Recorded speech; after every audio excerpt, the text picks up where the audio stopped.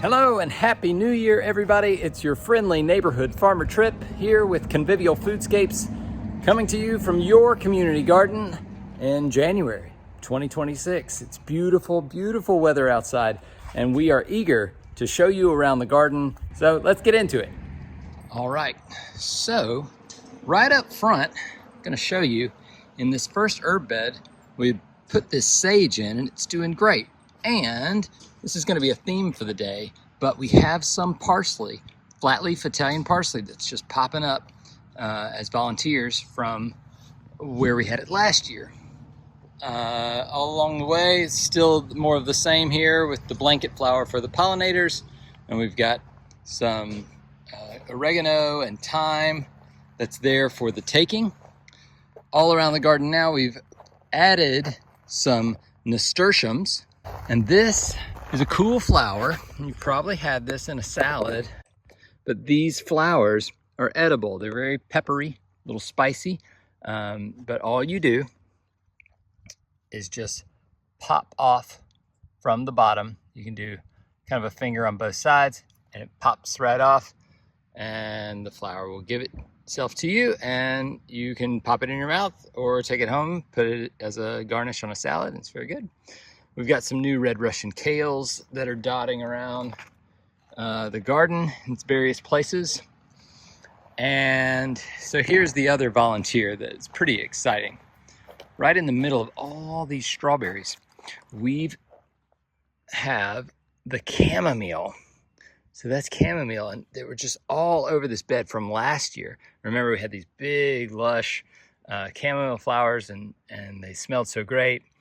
And so I added some more plants just to make sure they all take off. But this should be, you know, a big kind of a centerpiece down the middle of this bed of the chamomile with all these flowers, or with all these strawberries that are already flowering.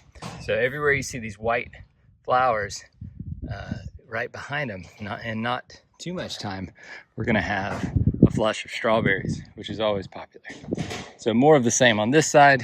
We've got our onions, we've got some cabbage, and some of the red Russian kale, nasturtiums, and right tucked under this rosemary, this is the red vein sorrel. That's also kind of a nice addition to a salad. I'd let this kind of take off and spread right here, but it's right there tucked by the dill.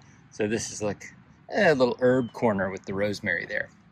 Across the way, we've added, I think there's 8 of these, but this is a fern leaf lavender. Smells fantastic.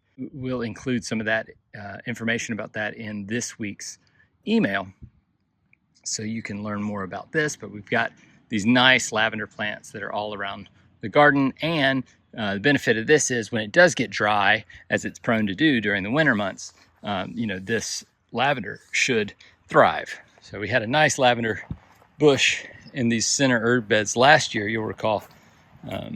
And oh, this is neat too. We're just kind of leaving these, but you can see underneath that the onion chives, they're popping back up, so they're going to flush again.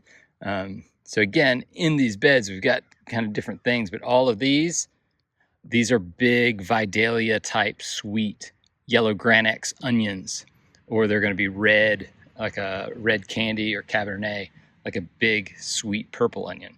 So don't pick these until they're big.